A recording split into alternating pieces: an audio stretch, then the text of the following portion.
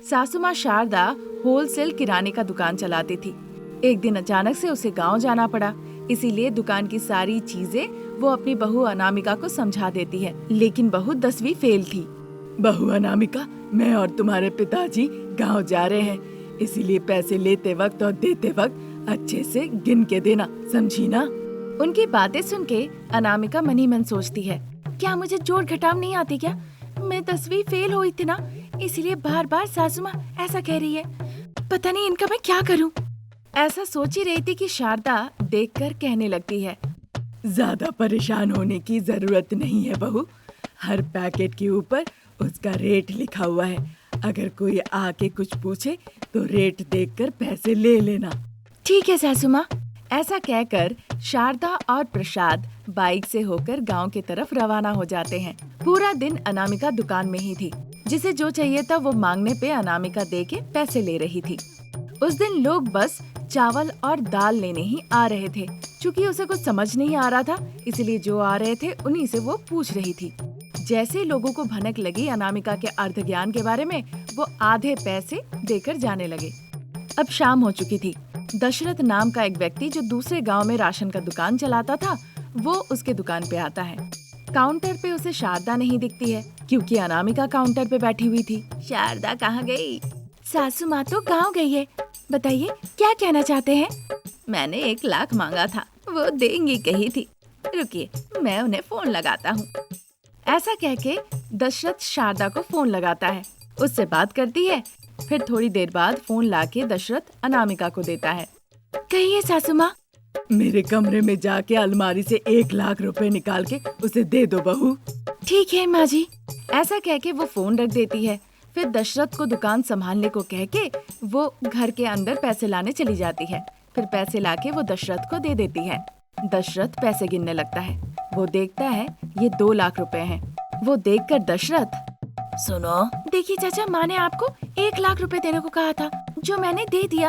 अब आप गिन लीजिए, फिर आप जा सकते हैं। उसकी बातें सुन के दशरथ मन ही मन सोचते हैं, देख के लग रहा है गिनती नहीं आती, इसमें मुझे क्या, 1 लाख का मुनाफा है।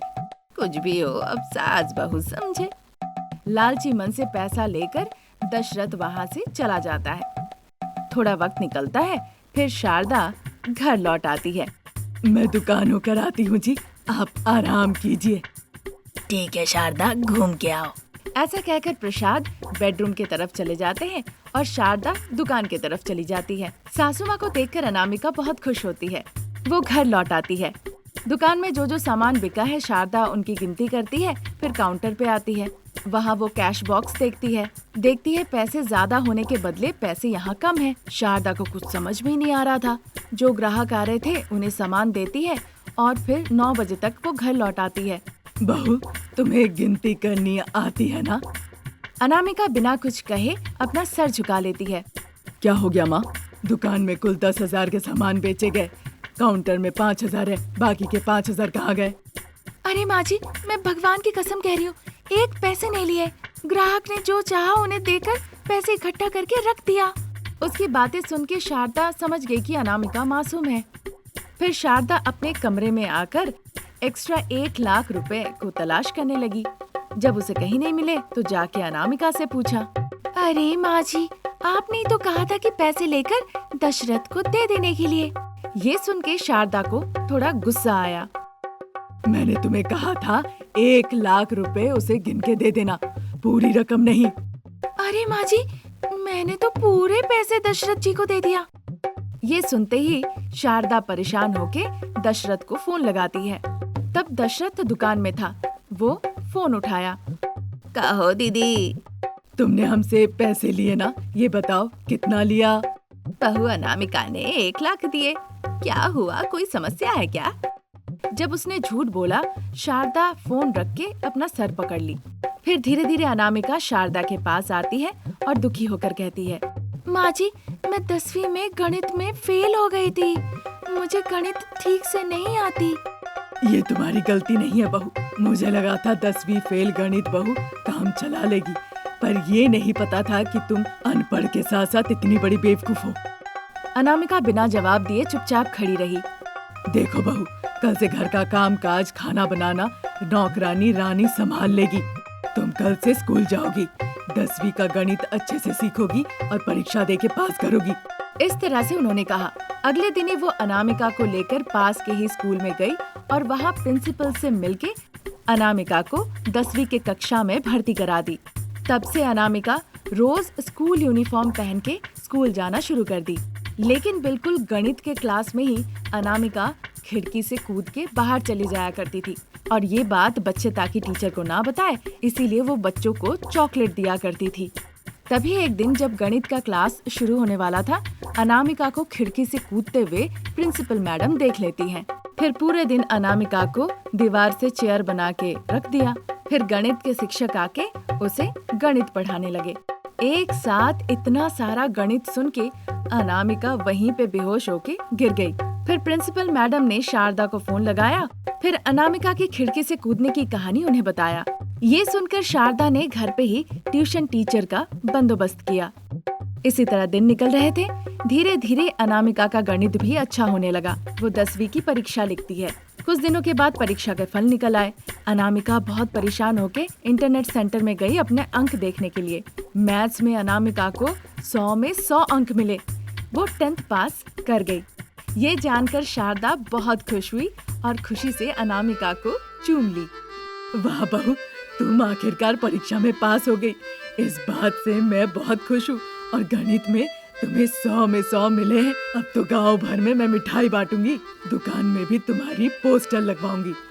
इतना कहकर शारदा अपने दुकान के पास आके अनामिका की स्कूल जाने वाली एक फोटो लगा दी और नीचे लिख दिया कि 10वीं में गणित में उसे 100 में 100 अंक मिले हैं। और बहू के इस उपलब्धि की वजह से वो गांव में सबको जाके मिठाइयाँ भी बांटी। अब अनामिका गणित में सुपर फास्ट हो गई और अपनी सासू माँ के काम में उन्हें मदद करने लगी। एक गांव में शारदा, उसका बेटा रमेश, बहू अनामिका रहा करती थी।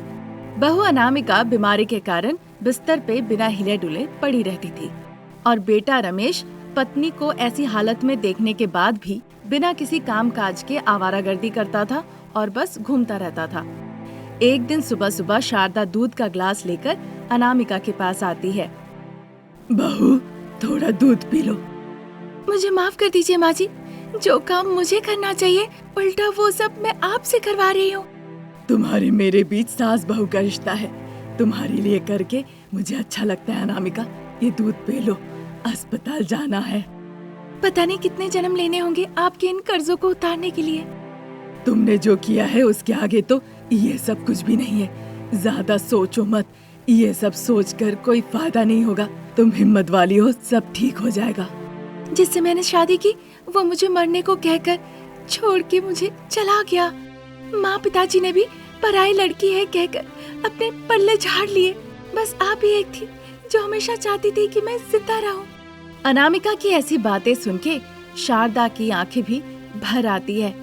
सासू माँ की तरह नहीं, मैं माँ बन के तुम्हें जिंदा रखूंगी। अपना सर गिरवी रख के मैं तुम्हें जिंदा रखूंगी। अब आप कैसे बचाएंगी माँ जी? जमीन बेच दिया, घर को गिरवी पे रख दिया। तुम ये सब क्यों सोच रही हो? मैं सब देख लूंगी ना। माँ जी, आप मुझे जहर दे के क्यों नहीं मार देती? बहू, तुम्हें मेरी कसम, पागलों की तरह बातें मत करो। ये मेरी जिम्मेदारी है। जरूरत पड़े तो अपने आप को गिरवी रख के मैं तुम्हारी जान बचाऊंगी। ऐसा कहकर शारदा दुखी होकर हॉल में आके बैठ जाती है। तब तक बेटा रमेश बाहर से घर लौट आता है। माँ, खाना निकालो, मुझे भूख लगी है। शारदा खाना परोस देती है। वो खाने लगता है। अरे बेटा, बहू बीमार है, मेरे पास जो कुछ था मैंने सब कुछ बेच दिया। अब पैसे भी नहीं है। उसकी परिस्थिति अब मुझसे इस तरह से देखा नहीं जाता। देखो माँ, मुझसे ये काम वाम नहीं होता। तुम मेरी माँ थी, फिर भी मैं तुम्हें अस्पताल में छोड़ के आ गया। तुम्हें क्या लगता है मैं अपनी पत्नी का देखभाल करूँगा? मुझे किसी से प्यार वार नहीं है। मौत आएगी तो मर जाएगी। कैसी बात कर रहे हो? तुम उसके पति हो। मैं कुछ नहीं कर सकता माँ, मुझे अपनी जिंदगी जीने दो। रमेश ऐसा कह के वहाँ से चला जाता है। शारदा रोती है और मनी मन सोचती है, मैंने ऐसे संतान को जन्म दिया था, इसीलिए शायद भगवान ने मुझे इतनी अच्छी बहू दी है। मेरी बहू मेरे लिए बहुत कुछ करती है। जब मैं अस्पताल में थी उसने क्या कुछ नहीं किया, जबकि डॉक्टर ने भी अपनी आस छोड़ दी थी। मेरे अपने बच्चे, मेरा बेटा, मेरी बेटी मुझे अनाथ की तरह अस्पताल में छोड़ के चले गए। तब मेरी बहू ने कहा कि वो कैसे भी मुझे जिंदा रखेगी और मुझे अस्पताल से ठीक करके घर ले आई, बच्चे की तरह मेरी देखभाल की। ये सब सोचकर शारदा रोने लगी। वो मेरी माँ बनके मेरी सेवा करती थी, समय समय पे दवाइयाँ खिलाती थी। उसी ने मेरे अंदर जीने की आस जगाई और आज जब मेरी बहू बीमार है तो मैं उसके लिए कुछ भी नहीं कर पा रही हूँ। हे ईश्वर, मुझे रास्ता दिखाइए ताकि मैं अपनी बहू की जान बचा सकूं। इस तरह शारदा रोती है और बहू ने उसके लिए क्या कुछ नहीं किया था ये सब सोचती है। तब तक दोपहर का वक्त हो जाता है। शारदा तैयार होके हाथों में पैसे लेकर बहू के पास आती है। अनामिका, उठो उठो बेटा, उठो। इस तरह अनामिका को वो उठाती है और बाहर ले आती है। तब तक ऑटो भी आ जाता है। फिर ऑटो से वो अस्पताल जाते हैं। वहाँ डॉक्टर साहब अनामिका की जांच करते हैं। जांच करने के बाद बाहर निकल के वो शारदा के पास आते हैं। देखिए, आपकी बहू की सेहत दिन ब दिन और खराब हो रही है। ज्यादा नेगलेक्ट किया तो उसकी जान जा सकती है। बाद में मुझे मत कहिएगा। ऑपरेशन होना बहुत जरूरी है। उसके दोनों किडनी खराब हो गए हैं। जितनी जल्दी आप पैसों का इंतजाम करेंगे उतनी ही जल्दी सब कुछ बेहतर हो पाएगा। उनकी बातें सुन के शारदा रोने लगती है। फिर डॉक्टर साहब दवाइयाँ लिखते हुए कहते हैं, 1 हफ्ते के लिए इन दवाइयों का इस्तेमाल कीजिए। बस आपको आखिरी बार के लिए मैं एक ही चीज कहूँगा कि अगर आप पैसों का इंतजाम नहीं कर पाते इस हफ्ते में तो उन्हें बचाना बहुत मुश्किल हो जाएगा। जो कहना था मैंने कह दिया, अब आगे आपकी मर्जी। शारदा डॉक्टर साहब के पास से बहू के पास जाती है। फिर बहू को ऑटो में बैठाकर घर लौट आती है। शारदा बहू को दवाइयाँ देकर सुला देती है। शारदा आके बरामदा में बैठ जाती है। उसके दिमाग में डॉक्टर साहब की बातें ही घूम रही थी और साथ ही साथ परेशान हो रही थी। उसे लग रहा था कि वो बहू के लिए कुछ कर नहीं पा रही है, जिस वजह से वो बड़े ही अजीबोगरीब बर्ताव करने लगती है। शारदा बहुत ज्यादा बेचैन हो उठी थी। तब तक शाम उतर आती है। चलते चलते काफी दूर चली जाती है। फिर एक जगह जहाँ पैर रखते ही वो नीचे गिर जाती। एक आदमी अचानक से आके हाथ पकड़ के कहता है, अरे माँ जी, जरा देख के चलिए। तब जाके शारदा को होश आती है। बाबू, यहाँ इतनी भीड़ क्यों है? यहाँ ऐसा क्या हुआ? कुछ खास नहीं माँ जी, यहाँ पे बंगी जंप कंपटीशन होने वाला है। पहाड़ के ऊपर से रस्सी बांध दिया जाएगा और वहाँ से आपको कूदना पड़ेगा। जीतने वाले को 10 लाख का इनाम भी दिया जाएगा। ऐसा क्या बुजुर्ग इंसान कर सकते हैं? हाँ माँ जी, तो क्या आप करना चाहती है? शारदा को कुछ और सुनाई नहीं दे रहा था, बस उसे 10 लाख रुपए सुनाई दिए और वो मनी मन सोचने लगी, बहू को बचाने के लिए ईश्वर ने खुदा के रास्ता दिखाया है। मुझे कैसे भी करके बहू की जान बचाने के लिए ये साहसिकता करना ही होगा। ये सोचकर बंगी जंप प्रतियोगिता स्थल पर शारदा जाके पहुंचती है। वहां पे जाने के बाद वो लोगों से बातचीत करती है और फिर प्रतियोगिता के लिए अपना नाम दर्ज करवाती है। उसके पहले भी कुछ लोगों ने हिस्सा लिया। उन लोगों को देखकर शारदा थोड़ी घबरा भी गई, यही सोच के कि ऊपर से कूद के जान चली गई तो क्या होगा। काफी देर तक वो सोचती है। उसके बाद बंगी जंप के लिए उसका नाम बुलाया जाता है। वहाँ के लोगों ने उनके लिए सब बंदोबस्त कर रखा था। शारदा अब बिल्कुल डरी नहीं। बहू की जान बचाने के लिए उसने इस प्रतियोगिता में भाग लिया। शारदा फिर रस्सी के सहारे कूदने से पहले, हे ईश्वर, मेरी बहू की जान बचा लो, ऐसा कह के वो नीचे जाती है और फिर ऊपर उठ के आती है। साथ ही वहाँ के सभी लोगों ने शारदा की सराहना की, जिन्होंने इस उम्र में चुनौती स्वीकार की और जीत हासिल की। शारदा को पैसे दे दिया जाता है। शारदा पैसों को लेकर जल्दी जल्दी घर लौट आती है। फिर ज्यादा देर किए बिना अगले दिन ही वो बहू को अस्पताल ले जाती है। डॉक्टर साहब ऑपरेशन करते हैं। शारदा अपनी बहू की जान बचाने में सफल हो जाती है। कुछ ही दिनों के अंदर अनामिका ठीक हो जाती है और हमेशा की तरह सास बहू खुशी खुशी जीवन बिताने लगती हैं। जब रमेश को शारदा के उस साहसिकता के बारे में पता चला तो उसका दिमाग ठिकाने लगा। वो काम पे जाने लगा और अपना परिवार चलाने लगा।